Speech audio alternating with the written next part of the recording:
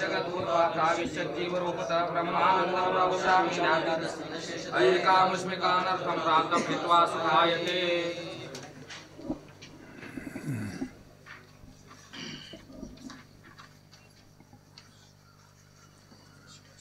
ऐंशी क्रमांक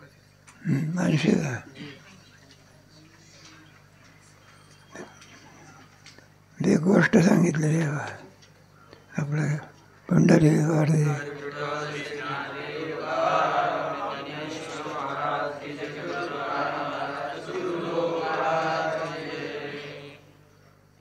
कोणीतरी एक ग्रस्त त्याला काहीतरी दान द्यायचं. दान द्यायचं म्हटल्यानंतर कोणाला द्यायचं? जो चतुर्वेदी असेल त्याला द्यायचं.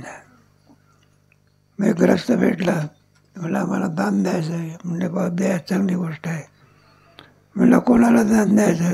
त्याला 4 वेद माहिती आहे द्याला. तो हुशार होता. म्हणलं 4 वेद ज्याला माहिती आहे त्याला दान द्यायचं ना. म्हणलं मला 4 माहिती आहे. वेद किती आहेत? अजून काही 5 पण निर्माण झालेलं नाही. म्हटलं वेदाची 4च आहे संख्या मला माहिती आहे देऊन टाका किंवा. मग देणाराही हुशार होता. काय होता तर म्हटलं तुला संख्या माहिती आहे फक्त काय माहिती आहे? वेदातलं ज्ञान आहे का? मग वेदाचं ज्ञान करून घेण्याकरता कोणाची आवश्यकता आहे? गुरु. विना गुरु विना वेदांताचं ज्ञान होऊ शकत नाही हे सांगायचं. आणखी आहे नाही बा. चतुर्वेद वेदीयम शृणोच्चन वेद चत्वारा एवं दियमे दीयतां धनम. चतुर्वेद चतुर्वेदादिवेदे दीयतम. 4 वेद ज्याला आणखी आहे ज्याचं ज्ञान आहे त्याला आम्ही काय देणार आहोत? धन देणार आहोत. इथे अवचत म्हणजे त्यांनी ऐकला असं जर म्हणाला. वेदा चत्वारा 4 किती आहेत? मग काय करायचं? एवं वेदनी दिये धन. ते धन मला काय कर देऊन टाक. बरोबर आहे. 4 वेद जाणणाऱ्याला दान देणार आहे. आणि याला ही वेदाची संख्या किती माहिती आहे? चूक झालं का? तोही देणारा हुशार होता. गाठ पडली ठका आणि त्याचे वर्मधाने तो का त्याप्रमाणे. मग तोही म्हणायला लागला म्हटलं तुला संख्या फक्त माहिती आहे. काय माहिती? 81 श्लोक. संख्यामेव जानाति न तो वेदान अशेषतः यदि तर्हि स्वयमेव नाशेषम ब्रह्मवेक्षितः. संख्यामेव जानाति न तो वेदान अशेषतः. तो फक्त संख्या काय करतो? काय कर?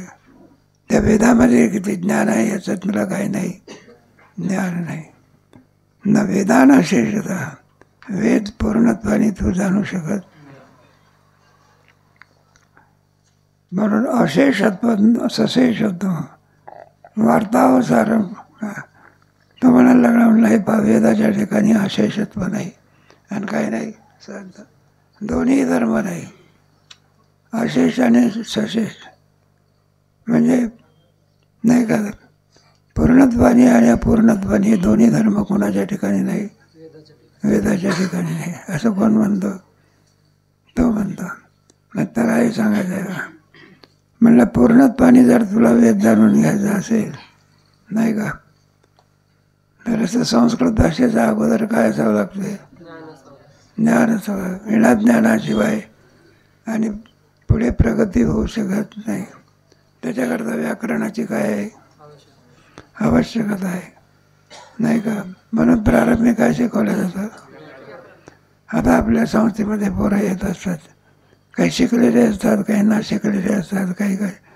पण प्रत्येकाला एकच असेल व्याकरण काय केलं पाहिजे ते तुमचे भांडार करून तुमचं पुस्तक दुसरे 12 धडे इथपर्यंत शिकवलं जातं. विना व्याकरणाशिवाय वेदाचा अर्थ कळू शकत नाही. तर तिथे उत्तर दिलेलं म्हणजे अखंडही करसा आनंदे माया तत्कार्य वर्जिते अशेषत्व सशेषत्व वार्ता अवसर काय. म्हणून अखंडही करसा आनंद आहे. ब्रह्म कसं आहे? भेद आहे का त्याच्या ठिकाणी? कोणत्याही प्रकारे काय नाही, भेद नाही. आंब्याचा रस असतो, आंब्यामध्ये जोपर्यंत रस होत नाही तोपर्यंत आंब्यात काय आहे? भेद आहे. आणि एकदा रस झाला म्हणजे भेद काय झाला? ब्रह्म एकच अखंड एक, सगळं सजातीय जातीय भेद रहित, देश काल परिचय शून्य. असं कोण आहे? अखंड एक रस आनंद आहे. ब्रह्म एकच आहे, अखंड स्वरूपाचं आहे. त्या ठिकाणी अजातवाद. कोणता वाद? अजातवादामध्ये काय? एक परमात्माच आहे का नाही? सगुण निर्गुण वगैरे काय तिचा संबंध नाही. एकमेव अद्वितीयम आहे का नाही? एक परमात्माच आहे, दुसरं काही नाही. याला अजातवाद म्हणतात. जी झाल्याची नाही आणि तया लागी तुरशी एकमेव अद्वितीयम नाही का? जगत मागे जाणार नाही, आताही नाही आणि पुढेही देखील. कोणता वाद? अजातवादाचे दृष्टांत नाही ना, वांजेचा पुत्र हे अजातवादाचे दृष्टांत आहे. वांजेचा पुत्र, वन्यपुत्र मागे होता का? आता आहे का? पुढे राहील का? कधीतरी. कोणता वाद? नाही का? बागुलबा शशशृंग, सशाला कुठे शृंग कुठे? ग्रामीण दृष्टांत आपला कोणता? मुलाला बरोबर आहे आता मिशा नाही, पण पुढे वयात आल्यावर मिशा झाडला आणावं लागते का फुटतच असतात.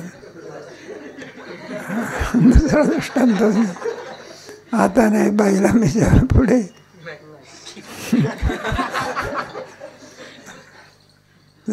मुली खेळ करतात ना, तुम्हाला कळलं नाही का? कोण कोण? मग ते राजा आणि राणी ते असते मुलगीच, पण ती राजा होते. कोण होते?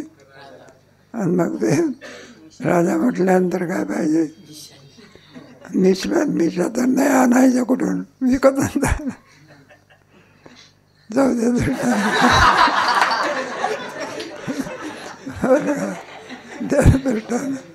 अजातवाद म्हणजे प्रपंच एक झाला होता, पुढे होईल भाग होता. कथाकल्पांती म्हणून प्रपंच झाला होता. हे आहे का? मग खरं का? कथाकल्पांती घडेना. म्हणून अजातवादाच्या दृष्टीने कोण आहे? एक परमात्माच आहे, अखंड स्वरूप, सगळं सजातीय विजातीय भेदरहित, देश काल परिचय शून्य. असं जे अंतिम तत्व आहे त्याचे तत्व काय झाले? संपले की. एखादा सप्ताह असतो, काला झाला म्हणजे म्हटलं दुसऱ्या दिवशी कोणाचं कीर्तन आता आला, अंतिम जागराचं कीर्तन म्हणतात झालं. त्याप्रमाणे जीवाचं अंतिम स्वरूप कोण आहे? ब्रह्म. जीव ब्रह्मैव आहे का? दृष्टांत. मग जगत दिसते याची वाट काय? मग सांगायचं दिसत जरी असलं तरी अध्यस्त आहे. ते काय आहे? म्हणजे मिथ्या आहे. जगत मिथ्या, ब्रह्म आणि जीव ब्रह्मैव. म्हणून तिथे बरं का, अखंडैकरसात्मकम अशेषत्व सशेषत्व वार्ता अवसरमेका. अशेषत्व आणि सशेषत्व. हे पहा, एखादा ऊस असेल, काय असेल त्याच्यामध्ये शेंड्यावरचा ऊस कसा असतो? पानसट असतो. आणि बुडाचा रस कसा असतो? आला का नाही? अशेष आणि सशेष. एखादा मित्र असला तर आपण काय करतो? हे बुडाची कांडी लावतो, वरचे काय लावतो आपला. अनेकदा साखर तयार झाली, काय झाली? मग साखरेमध्ये असे नाही म्हणलं ही साखर पानसट लागते आणि कधी असं झालंय का कधी? साखरेमध्ये धर्म नाही. साखर इथून तिथून लहानच्या कणापासून तो मोठ्यापर्यंत साखर कशी असते? गोड हेच तिचं काय आहे?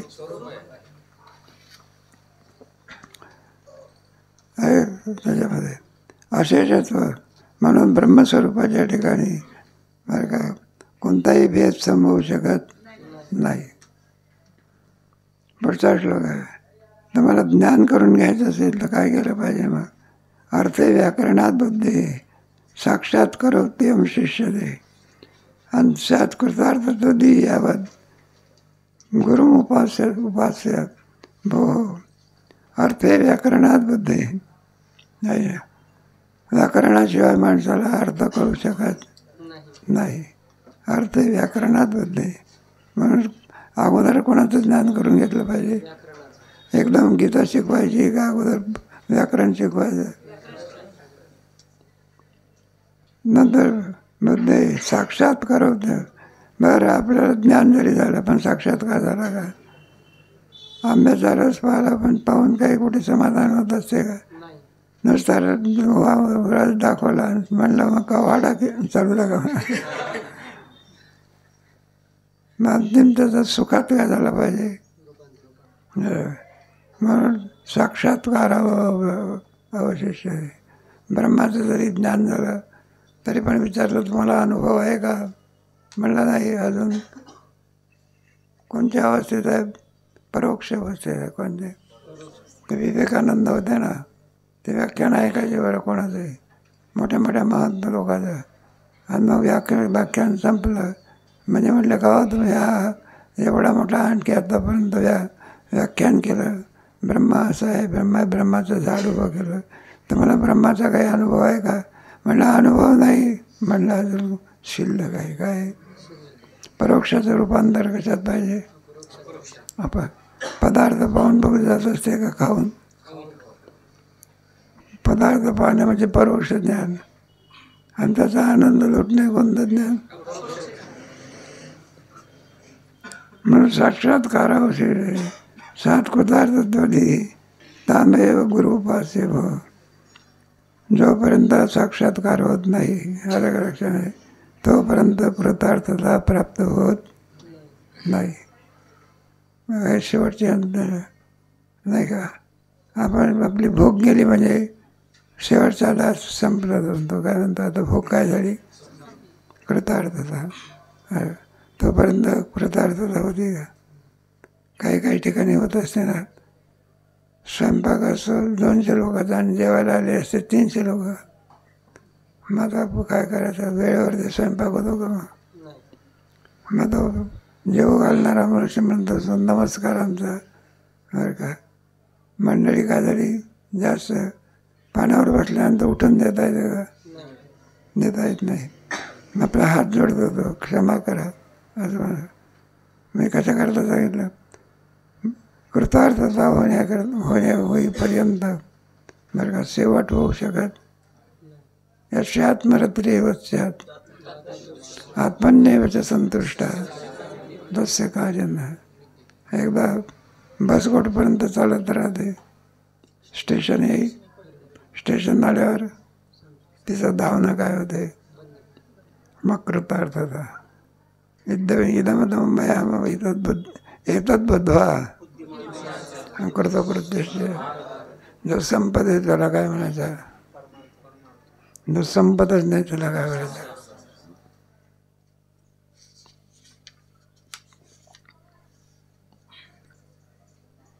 आस्ताम एतद् यत्र यत्र सुखम स्यात् विषयैर्विना तत्र सर्वत्र विद्येतां ब्रह्मानंदस्य वासना. आस्ताम म्हणजे बरोबर आहे. यत्र यत्र सुखम विद्येत विषयैर्विना. हे पहा विषय नाही, विषयैर्विना काय नाही. आणि सुख तर मध्ये सुख आहे तरी कोणाचं? हे पहा ते पण लिहिलं. आस्था म्हणजे बरोबर आहे. यत्र यत्र सुखम स्यात्. जिथे जिथे सुख होते कोणाच्या विना विषयाच्या विना. हे बघ विषय विना. हे बघ आस्था म्हणजे बरोबर आहे. यत्र यत्र सुखम स्यात्. जिथे जिथे आपल्याला सुख प्राप्त होते ते कुठे कोणाच्या द्वारा विषयेर विना. विषय नाही पण काय आहे? तत्र तत्र विद्येतां ब्रह्मानंदस्य वासना. हे बघा तुम्ही झोपून उठले विषय आहे का? पण आनंद आहे का नाही? मग तो आनंद आहे तरी कोणाचा. विषयाविणारा जो आनंद होत असतो कोणाचा तरी असला नाही का, त्याचं केंद्र कोणीतरी असलं, मग त्याचं केंद्र कोणी. मग तो म्हणतो मी झोपेमध्ये काय अनुभवला आणि त्या सुखाचे संस्कार कुठे आहे. पुन्हा प्रश्न उत्पन्न होतो, झोपेत तर विषय नाही, मग सुख आहे तरी. मग शेवटी सांगावं लागतं ब्रह्माचा. म्हणतात अरे झोपेमध्ये जे सुख असतं ते ब्रह्मानंद, विषयाच्या द्वारा होत असतं त्याला विषयानंद, आणि झोपून उठल्याबरोबर जे सुख होतं त्याला वासनानंद. असे काय झाले 3 प्रकार. आणि याला कारणीभूत कोण आहे. सुख हेच आहे. सुख किती आहे. एकच आहे. एखाद्या तलावातून आणि पाट काढलेले असतात, आणि शेवटी पाटातलं पाणी कुठलं आहे.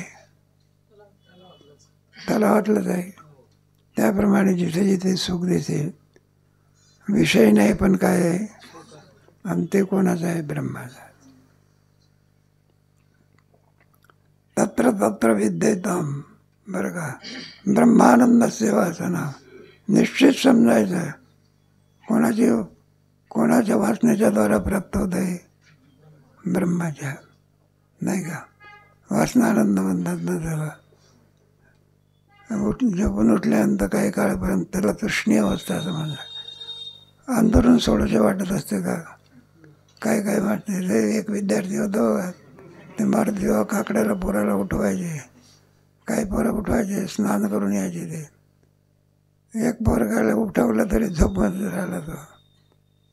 मग प्रार्थना संपली. मग ते खरे म्हणायला लागले, तो प्रार्थना आलाच नाही. वा म्हणा तुम्ही कुठं उठव. वा म्हणला मी उठवलं ना तुला, तू उठले जाय. म्हणलं लात कुठं मारू दे. रोज तुम्ही कशाने उठवायचे. म्हणलं आज मारलीच नाही. प्रेम असतं काय काय. मग उठल्याबरोबर ज्या अर्थी कार्याला लागत नाही त्या अर्थी काही कालपर्यंत काय असते वासना. कोणता का तिचा विषय आहे का. मग भोगलेल्या सुखाचे काय संस्कार आहे. तसे वासना असं म्हणतात. एक झाला वासनानंद, तृष्णेष्टीचा म्हटला. आता दुसरा कोणता. विषयेश लब्धेषु तदिच्छो परमोसती अंतर्मुख मनोवृत्तो आनंद प्रतिबिंबते. विषयेश लब्धेषु तदिच्छो परमेसती. विषयेश लब्धेषु. आता आपल्याला विषयाची इच्छा झाली, आणि इच्छा झाल्यानंतर काय मिळालं. पदार्थ मिळाला. इच्छा काय झाली. आतापर्यंत विषय मिळवण्याच्या अगोदर वृत्ती चंचल होती. काय होती. बहिर्मुख होती. विषय प्राप्तीनंतर अंतर्मुख झाले आहे ना. विशेष उपलब्धेषु तदिच्छो परमेश्वरी. तुमची इच्छा काय झाली. पूर्ण झाली. अंतर्मुख वृत्ती काय झाली. इच्छा काय झाली. तदिच्छे परमोसती अंतर्मनोमुखानंद. आता अंतर्मुख झालेली वृत्ती कोणती. त्याच्यामध्ये ब्रह्माचं काय पडलं. अंतर्मुखा मनो.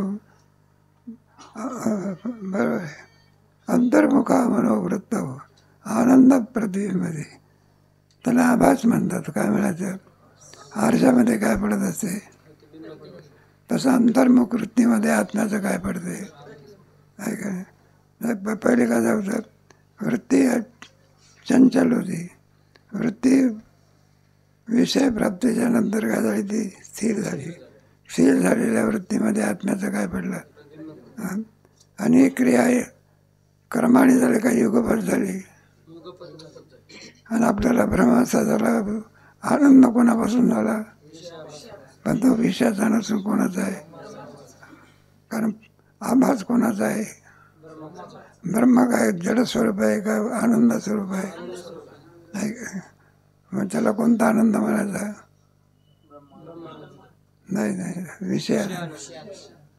झोपेमधला ब्रह्मा निर्जन उठल्याबरोबर वासना आणि जेवण करते वेळी विषयाच्या द्वारा होतो ना.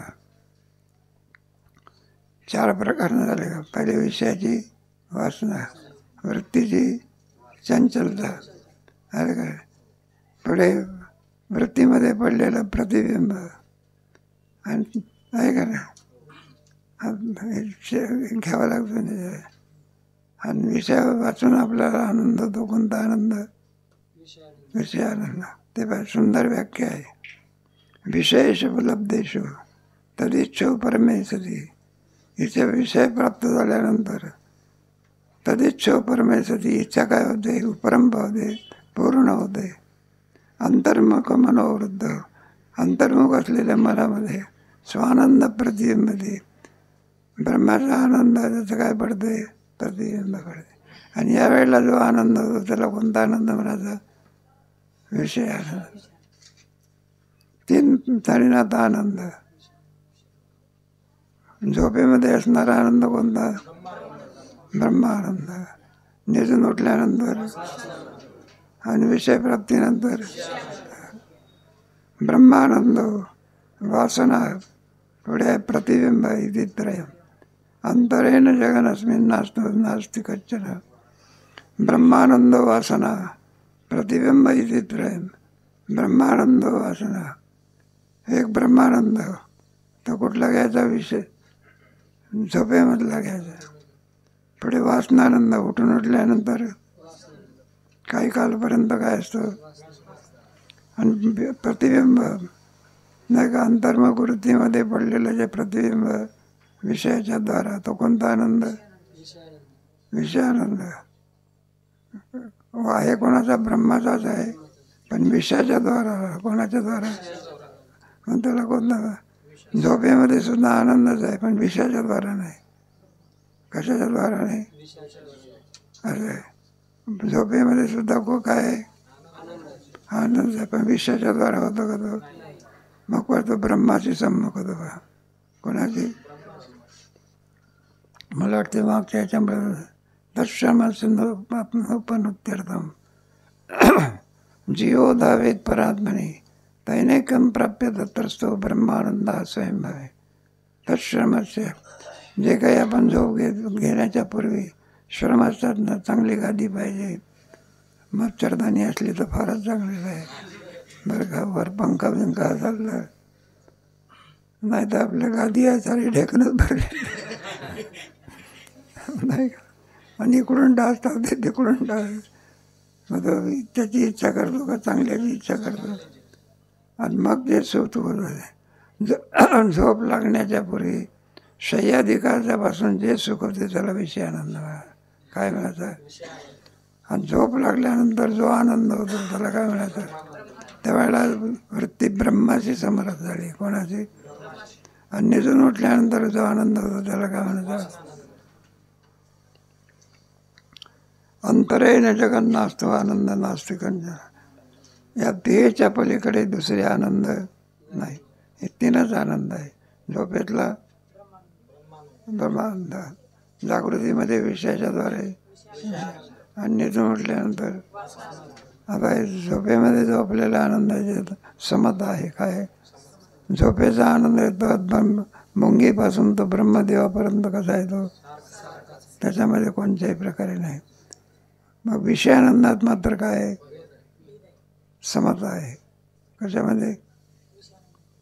नाही विषमता आहे का? मामासाहेब नव्हते नाही ते, त्यांच्याकडे ते तुमचे जय शंकर जय किसन मोठे ते तुमचे याच्यातले नाटकामधले सिनेमामधले मान्यवर मनुष्य होते. एक गाणं बसून त्याचे 5,000 घ्यायचे. किती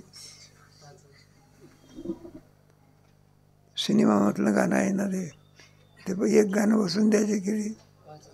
5,000 आहे. आणि ते मामाच्या दर्शनाकरता हे कट फळाचे टोपले फळं ते हारण बिरण. मग ते मामासाहेब आपले 1-2 हार घालू दिले. हे म्हटलं एक बुवाला किती हार घालत असते, आता हार घाला काय करायचं नाही. म्हणले मग एकदा हार आणले. ते म्हटले जा ज्ञानेश्वर महाराजाला काय करा. आता काय आणले होते, फळाचे करंडी होते.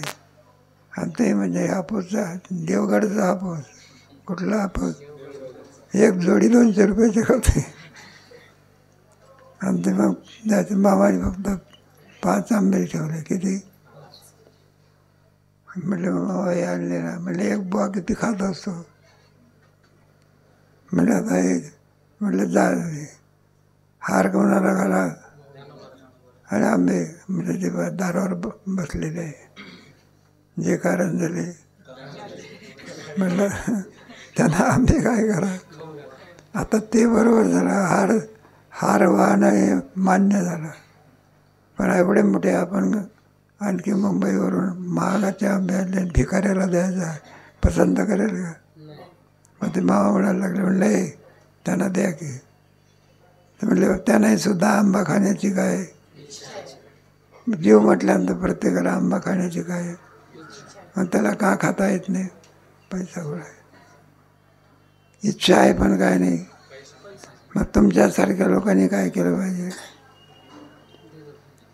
मग तुम्ही नाही त्यांना खाऊ घालणार तर कोण घालणार. काय विकत घेऊन खाणार का, ते मरून जाईन पण खायला मिळत नाही. मी कशा करता दृष्टांत सांगितला. मग त्यांनी मान्य केलं. काय केलं, मग ते काठावरच्या लोकांना काय दिले. मी कशा करता सांगितलं, श्रीमंत मनुष्य मनाप्रमाणे विषय बघू शकतो, गरीब तसे बघू शकत नाही. पण विषयाच्या आनंदात काय आहे, विषमता. झोपेच्या आनंदात समता आहे. भुकेचा आनंद मुंगीपासून तर ब्रह्मदेवा सारखा आनंद आहे. किंबहुना श्रीमंतापेक्षा हे सुद्धा गरीबाला चौकशी येते. जाऊ दे, आपला दृष्टांत संपलं. ब्रह्मानंद वासनाचे प्रतिबिंब इति त्रयम् अंतरेण जगन्नास्मिन् आनंदो नास्ति कंचन. मग 3च प्रकारचे आनंद आहे, ब्रह्मानंद, वासनानंद आणि तिसरा विषयानंद. या 3 आनंदाशिवाय जगात दुसरा कोणताही आनंद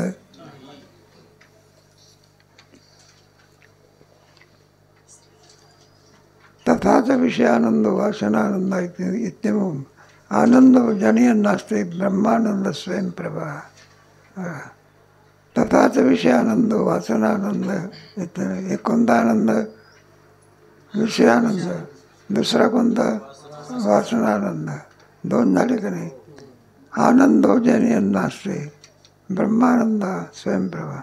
हे दोन्ही आनंद कोणापासून आहे, ब्रह्मानंदापासून आहे. या दोन्ही आनंदाला उत्पन्न करणारा कोणता आनंद, ब्रह्मानंद. ब्रह्मानंद कसा आहे, स्वयंप्रभा. ब्रह्म हे कसं आहे, सद्रूप. पुढे स्वयंप्रकाश आहे. सूर्याला प्रकाश आणावा लागत असतो का, प्रकाश हेच त्याचं स्वरूप आहे. साखरेला गोडी आणावी लागते, गोडी हेच त्याचं काय. आणि श्रीखंडाला आणावी लागत असते. ते काही जो ज्याचा धर्म असतो तो त्याचा. त्याप्रमाणे आनंद हा कोणाचा आहे, ब्रह्माला. ब्रह्माला आनंद आणावा लागतो का, स्वयं ब्रह्मरूपच आहे काय. ब्रह्मविद अवघे चित्रलोक्य चरणीच्या अवघाची संसार आनंद. तुका म्हणे खातो हरभऱ्याचे लाडू.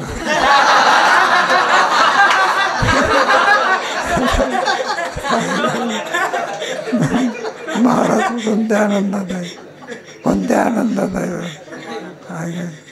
म्हणजे नाही या आनंदाची सांगितल्या गोष्टीला आनंद हा तमाशा त्याहीपेक्षा आहे. वृत्तीवरच अवलंबून आहे. कशावर, वृत्तीवर अवलंबून आहे. अनुकूल प्रतिकूल आहे. जास्त विचार करायचा असल्यामुळे विषयावरती अवलंबून नाही आहे. म्हटलं कशावर आहे. कल्पना करा, एखादा मनुष्य पंचपक्वान्न जेवण्याकरता बसलेला आहे आणि त्याच्यात तार आली किंवा मोबाईल आला की तुमचा पोरगा काय झाला ॲक्सिडेंटमध्ये. आता जेवण गोड लागते का, आता वृत्ती काय झाली, प्रतिभा. आतापर्यंत काय होते, अनुकूल आहे. मग शेवटी आनंदाचं केंद्र अनुकूल आणि हेच आहे बघा. कितीही सुंदर जरी असला तरी त्याला काय होत नाही. एक आपला राजा लग्न झालेलं आहे पण मुलगा नाही, काय नाही. मग शेवटी कोणावर प्रेम करायचा? एका कुत्रीवर काय केलं? प्रेम केलं बा. करते असे जे प्रेम आपलं पुढे काय झालं? योगायोग असा राजाचा चांगला आला आणि त्याला वार्ता आली. काय आली? तुम्हाला काय झाला? मुलगा झाला. कोणाला वार्ता आली? राजाला. आणि तिकडून दुसरी वार्ता आली. कोणती? कुत्रीला काय झाला? मुलगा झाला. नाही का? मुलगा झाला ही वार्ता आली. हा आनंद कसा आहे? आणि कुत्रीला मुलगा झाला.